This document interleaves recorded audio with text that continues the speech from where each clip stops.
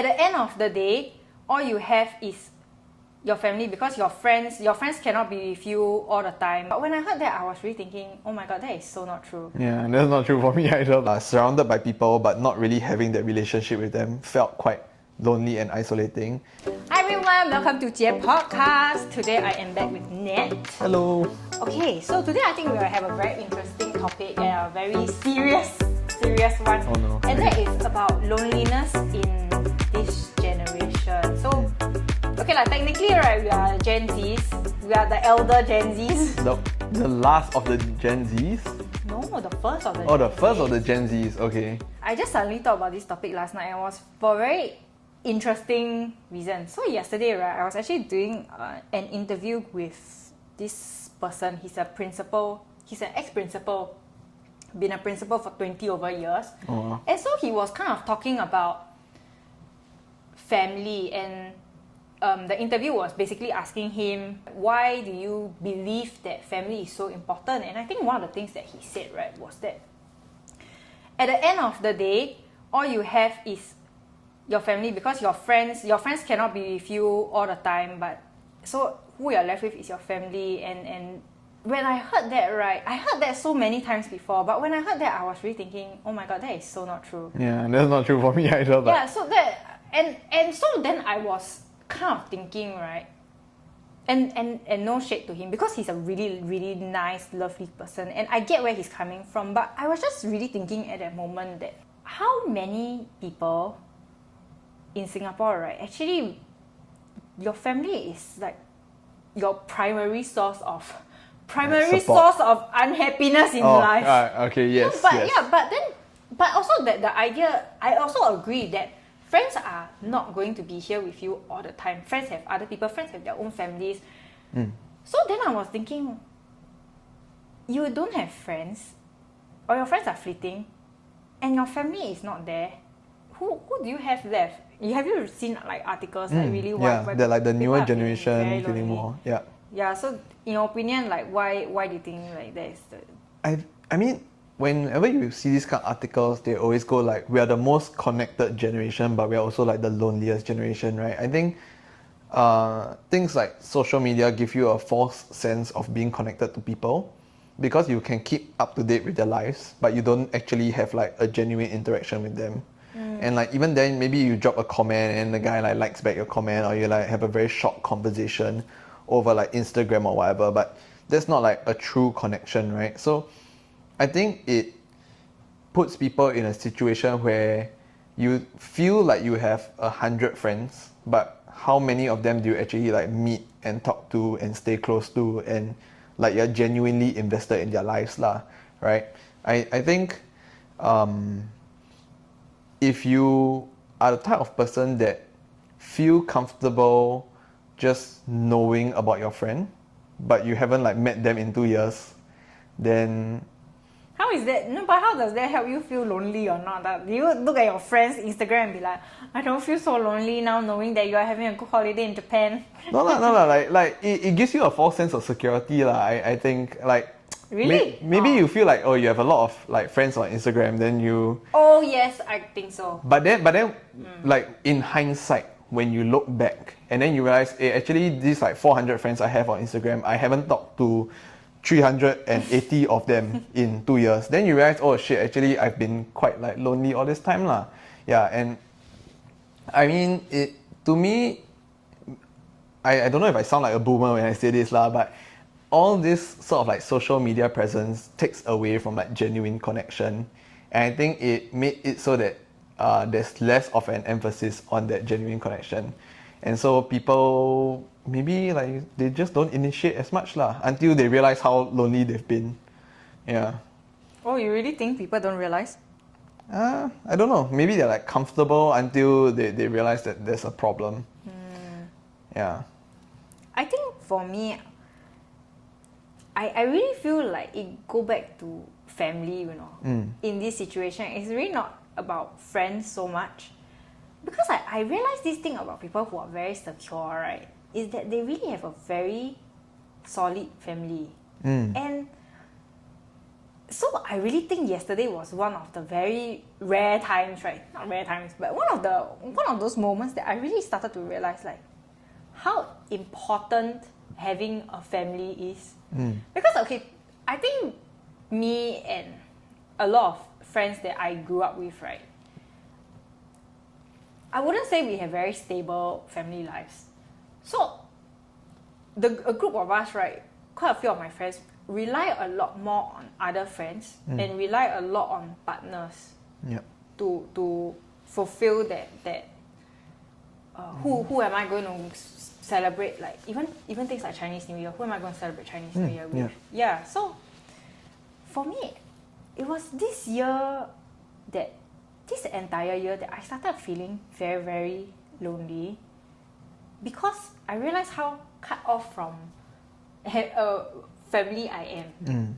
Yeah, then so I started thinking about other people really in our generation, right, who are, how to say, maybe didn't like feeling very lonely because they don't have that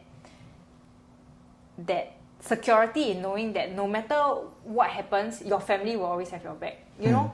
Then you end up like, hey, it's like even my family, like my blood don't even have my back. Like who in this world am I supposed to rely on? And I think the very sad thing is, and it's a truth, right, that a lot of times the people you love the most will hurt you the most. And it's something that you really cannot escape from. So it end up being like your family, your relatives that hurt you the most. Yeah, so then it's for our generation, it's like, wow. You know, I think especially people who are in like the sandwich generation, why they end up becoming so frustrated. I think when parents, right, like start looking at us as ATMs, I'm not saying my parents do that by the way, but just using easier illustration, like when a lot of them started looking at their kids as like ATMs, right, then you start feeling, hey, why this relationship so transactional? I thought we are a family. Then you start feeling very alone. Like how come am I just this to my parents? So, and a lot of people when they grow up, their siblings are also gone. So I find I'm very jealous of people who have good relationships with their family, good relationships with their siblings, because I feel like if I had that, right, I really wonder, would I fill up so much of my time hanging out with my friends, asking my friends, hey, you want to get me? You want to get me? You want to go out? Then I hear my friends like, oh, you know, they playing card games with their family. I'm like, I want that too. Yeah, that kind of thing. Yeah. I mean, I think my thoughts about this, I think naturally you're the type of person that craves these sort of close relationships and these bonds. Okay, Yeah, I mean, exactly. I can't imagine people who don't want to have close relationships. But for you definitely sought these, like, especially so these close relationships. And then, of course, like you mentioned, that friends can't be with you around you all the time, right? And then naturally, by living in the same household, that's your family. So you have wanted your family to be that sort of support for you lah. My own personal experience is that I don't think I wanted this sort of like 24/7 relationship with people. No, I'm not saying 24/7. I'm just saying that knowing that your family, Like you always have someone to. you know, you always have someone not there physically. I don't mean physically. I mean like somebody who unconditionally loves you. Yeah. That's what I So, mean. I don't mean like your brother just standing there 24/7. okay. Anytime I want to play Mahjong, like, hey, come here. So in a similar sense, I didn't have a very like close relationship with my family also. Not that I think they wouldn't have my back, but I think we just have very different personalities. And if, you know, when we talk about sibling dynamics, you probably would have heard that about myself also lah. But so to me then, because my family wasn't that support group, I felt like I found that support in my friends. And so I don't think I really like felt that lonely. Perhaps when I felt the loneliest is when I needed support from my friends and my friends are busy lah, that sort of thing. Yeah. But to me those were like in like particularly like critical situations. Then just so happen that they're busy. But on a normal like day-to-day basis, I felt pretty like fulfilled and supported by my friend groups at that point in time. So even though I did feel that isolation at home, I think very similarly to yourself, I felt like being at home, surrounded by people but not really having that relationship with them felt quite lonely and isolating. I still like took comfort in the fact that I had like close friends that I could turn to for like emotional and social support. So to that sense, I don't think I felt that loneliness because of the lack of family bonds. And I think like to me the key thing here is just having a community. Yeah. And for different people, community looks like different things. Like I think community can really look like your closest friends and relatives if all of you are like super close to each other. But naturally in like the society that we live in now, I think a lot of people don't find that support in their relatives, their blood relatives, right? So then we build our communities elsewhere lah. I think with friends, how to say? I love my friends, by the way, but like with friends, right? It's difficult to be super close to people. It's really very difficult. Definitely. Because first of all, your friends got other friends that they may prefer more than spending time with you. Honestly, that is one. Another thing is, I think friends, there is a limit, right, to the type of difficult conversation that you will have.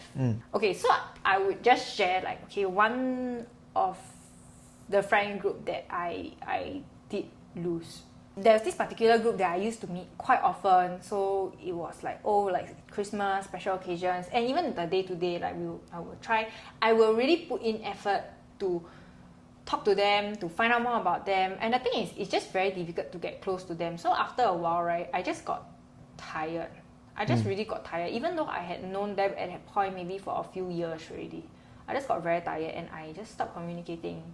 And the moment I stopped communicating, right, that friendship in that group just disappeared. Yeah, and so I think at that moment I did feel, you know, it really feel very, I don't know what other word to say, but it's just lonely, lor. Like I really had a feeling that nobody cares. Yeah. Nobody cares. And it's something that is very difficult to get with friendships, I feel. Yeah. Because the moment you argue, right, actually we also argued before, but yeah, then after that we didn't talk for quite some time. But it's really like, you that's the thing, you don't know whether you will talk again. And then like somebody still has to reach out, and it's, you know, everybody, right, you meet new people all the time. So you don't actually have to come back and then make friends with this person again. You can just move on with your life. Unlike family, you only got one mother, one father. So most people are like, bo pian, have to suck it up. Yeah. I think my thoughts on that is that it really comes down to having that commitment lor. Because I mean, like you're mentioning, like, your spouse is like legally bound to you, but divorce is still a thing, like you can break your legal binding, right? Sure. Or like for like boyfriend and girlfriend before they get married, technically yes, you can break up at any time, but if you really want to stick it through, then the point is that you're committed to one another lah. So I mean, my thoughts about this is that friend groups can be the same. Like I think it is definitely rare. But it's very rare. Yeah, it's definitely very rare. But if you really manage to find like don't even have to be a big group, like 2 or 3 friends who you're like somehow just get along them well, and you're like really committed to each other. Even if you argue, you like kiss and make up. Okay, not literally kiss, but y'all are definitely like get back together lah, and like mend whatever like disagreements you had. And I think to me, if you manage to find that, right, that's one of those situations where the whole like blood is thicker than water, I find it's complete bullshit lah, in the sense that you don't have to be blood related with somebody to have that same level of commitment. Because my own personal thoughts about my family, who I don't feel very close to, is that, so what if we're blood related? I don't have the commitment to you, you don't have the commitment to me, then it's not really that much of a relationship lah. Okay, I mean, for my parents, they took care of me as I was growing up, so I still feel that commitment and the obligation to my parents. But for my brother, who we kind of like grew up almost as strangers, then that commitment is just not there lah. It's kind of pointless, and it's ridiculous to say that just because we share DNA that I have to be committed to you. To me, it makes no sense, and I would sooner die for my friends than for my brother lah. Are you serious? Yeah, I mean, I literally thought this as I was growing up, that if someone was to come into the room and shoot my friends, I would die for them. I would and then jump in front of the bullet and then like literally Oh my God. die for my friends. I genuinely thought that I wouldn't mind dying for my friends when I was younger. Then when I thought the same thing about my brother, I was like, nah, Oh man, my God. bye bro, you know. So This is the hot thing that you have tonight. no, so to me, it really came down to the idea of, are y'all committed to each other? And like you mentioned just now, right? That whole thought of the moment I stop giving into the relationship disappears. It's because you realize in that moment that the other party was not as committed to the relationship as you were. And like this is the same thing for like whether it's friend groups or like husband and wife. The Yeah. moment you realize that your spouse is less committed to the relationship than you are, That's true. you're definitely gonna yeah. find that like it's not worthwhile. Oh right? yeah, that's a lot of people also say they are very lonely in a marriage. Yeah, Very lonely. exactly. Yeah, so I guess yeah, it's really the just fighting man. It's just hard out here. Yeah, I think that it's really that hardest thing is finding that committed friend group, especially in an environment where we feel that a lot of our relationships are very circumstantial. Oh Like, yes. I really feel that after secondary school, a lot of my relationships moving forward, even in poly and stuff like that, a lot of my relationships at that point in time were circumstantial. Okay, like even technically even in secondary school, a lot of it was circumstantial. I was friends with them, very like hee haha, you know, because we were in the same class together. So you literally spend like, I don't know, 6 to 8 hours, 5 days a week together. So Yeah. you found it easy to hang out with them. But the moment we graduated, and then everyone's like, oh my god, I'm so sad to see you go, you know, that kind of thing. But like, then you go to poly or JC or whatever, you make new friends, and then suddenly 90% of your secondary school friends are not your friends anymore. And then that literally happens at every stage of your life. Even as adults now, the moment you find like a new job, how many of your colleagues are you really gonna like keep in contact with? Hang on Right. to your friends, man. Yeah. So it's a two-way street lah. Even if I want to cling on to my friends and they don't feel the same way about the relationship, then it's not gonna matter, right? But I think a lot of people are also feeling lonely because they have if you don't have a partner, right? Oh my gosh, this is something that I think we both really cannot really speak about, but feeling loneliness as a single person. Yep. Yeah, we really cannot. I really don't know how that would have been, and it's very hard for us to speak on it lah because we've not been there. So I mean, we're all single at some point, but yeah, really sure. I've not been single since I was 13. Oh my gosh. Okay. Yeah, it's just one boyfriend after another. It's very honestly, I did think about it, and I really wish I had given myself like good gaps in between. Like I needed I feel like because I didn't have that gap, right? Oh my god, because my mother said I got daddy issues also. So yeah, she said I have. Then like maybe that's why I just feeling I find people to like fill up the gap so fast. Okay, no, but then my relationship all long term one, so I don't know what I'm trying to say about this. I just haven't been single since I was 13. Yeah, just there's a term for it, like a serial monogamist. Oh yes, I am a serial monogamist. Yeah. One boyfriend after the other. But I really feel like it's because I have a problem with feeling alone, lor. I really feel like I have. So a you problem seek companionship lah. Yeah. Because I'm pretty sure, right, there are some people I would not have been with if I was okay being alone. I would have kicked them to the curb a long time ago. Serious. You give them a chance just cause you're lonely. Hey, there's some guys, right, that I hung out with because, and they were so mean, like calling me fat and like say I'm not very smart and all that kind of stuff. Yeah, but insecure, scared to be alone. Oh my god. Yeah, but that was very long ago. But I just think about why was I so like, you know, desperately clinging on to any guy floating in front of my face, which I should have been like, no thank you, I need to be like about myself, okay being myself, and not say that, hey, I'm so lonely. I mean, I guess when you were talking about that and the idea of how do you combat it then, is it really then just to kind of like tackle that feeling of insecurity? Like, it's okay to be alone and it's okay to spend time by yourself. It doesn't mean that like your friends don't like you or that your friends don't want to hang around you, but like, I mean, something that you very rightly pointed out just now is that everybody just, has a bit of their own lives lah. I think I swing a bit to the opposite extreme where I don't invest enough of my life into my friends.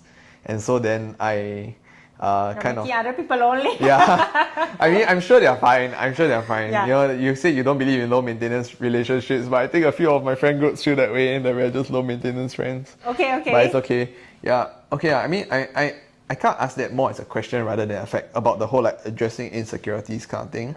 Because I have my own fair share of insecurities about like being alone, and if I was still single now, I'm sure I would have many of my own insecurities to face as well. But then the way that I approach loneliness feels a little different from the way that you view it.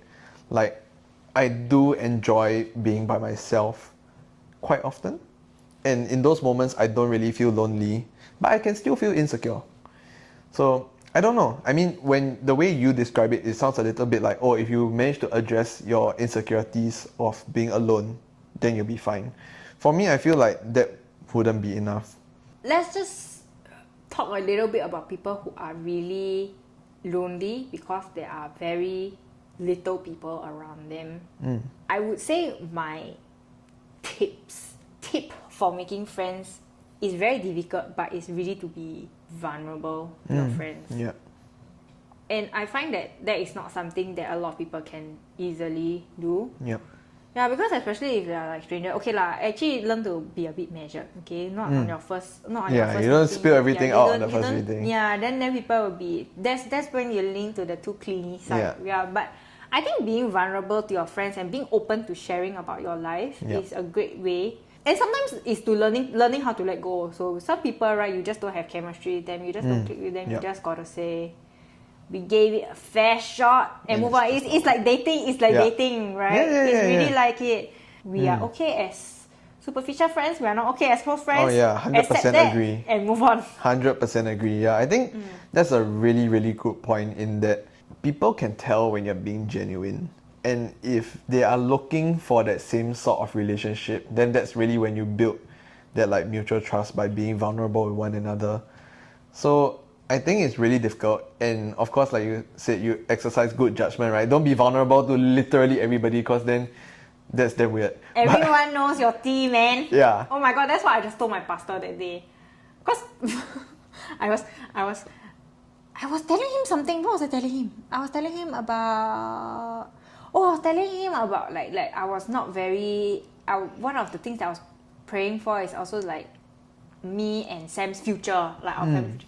Then he asked me, have you discussed this with other people, or is it something that you all just keep to yourself? And I was like, I spill my tea to anyone who wants to listen, Pastor. I don't gatekeep. Yeah. I don't keep my tea to myself. But so that's the thing. I think there is a fine line between being vulnerable and oversharing. That's true, yeah. So I think if the other person wants to be vulnerable with you and the both of you can acknowledge that and you somehow manage to come to that conclusion, then that's great. But if the other person's a bit like, oh, I think of you as a circumstantial friend, and then you're like, I want to share my entire life with you, then that mismatch of expectation definitely winds you in a situation where you're oversharer lah. But I think, learning to let go lah. Learning to let go is a very powerful, very painful thing. So I was talking to my friend today about grief. And it was very interesting because she kind of changed my perception of it. She said grief happens to everyone all the time. And it happens every time there's a change. So it's not just like, oh, when someone passes away that you feel grief. Even you can feel grief even like leaving your job. You can be so excited about your new job, but there's still a part of you that's like, oh, it's the end of this chapter. I will never be in this situation again. So that grief. Yeah. So I was thinking like, she was actually telling me this because I was telling her that I needed to let go of something. And so she said that it's a very normal thing, and learning to let go well is a very important part of not feeling lonely.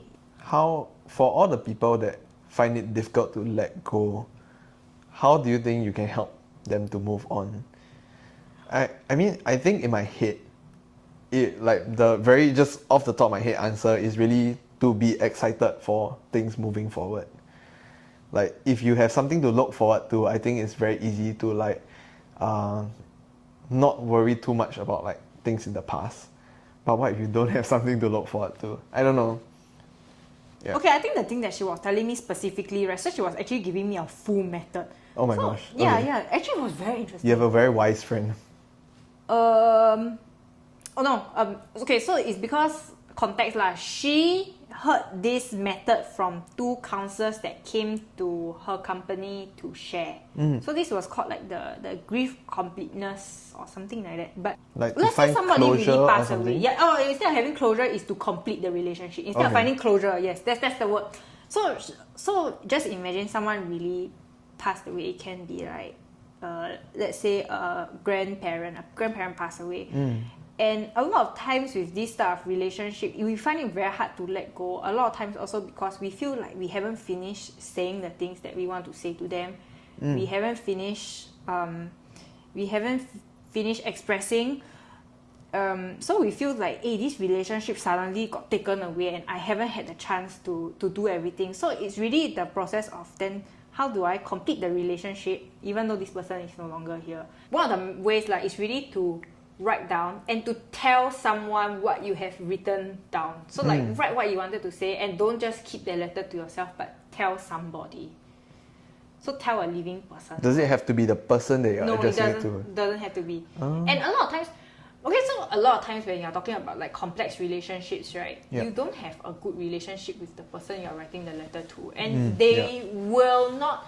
Okay, honestly, if this person is going to respond so well to your letter, you probably won't have this much problem with them in the first place.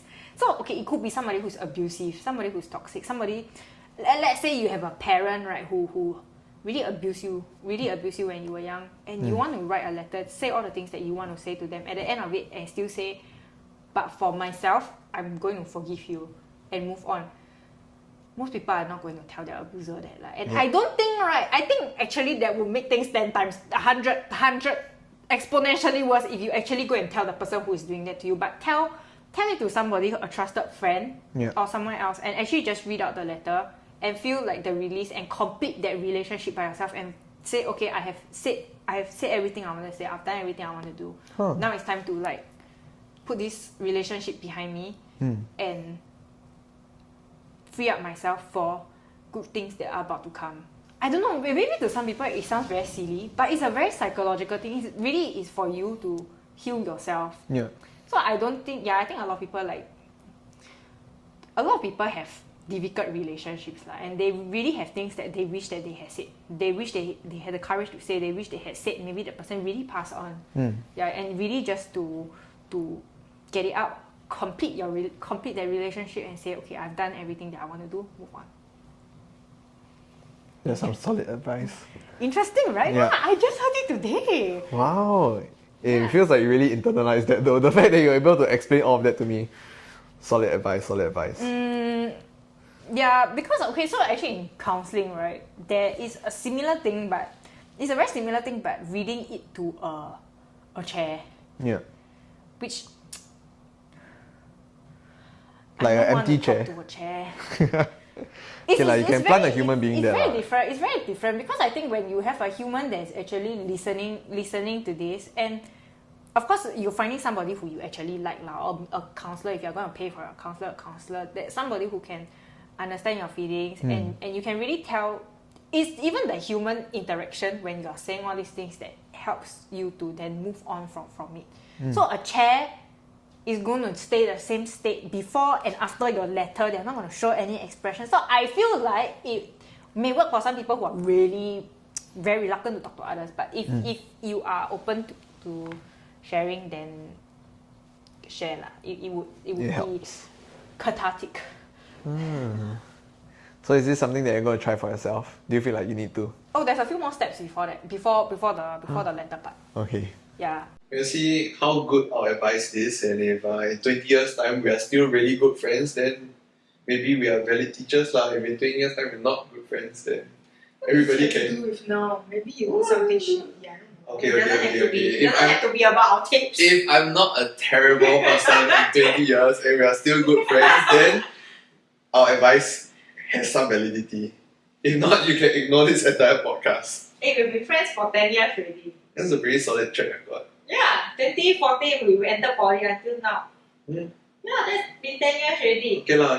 See Okay you lah, so not bad 2034 lah. Yeah, so not bad. Okay, thank you. Okay, Bye-bye. Yeah, so 16 I started doing part-time jobs, banquet, or even like, you know, last time there's this agency called TCC.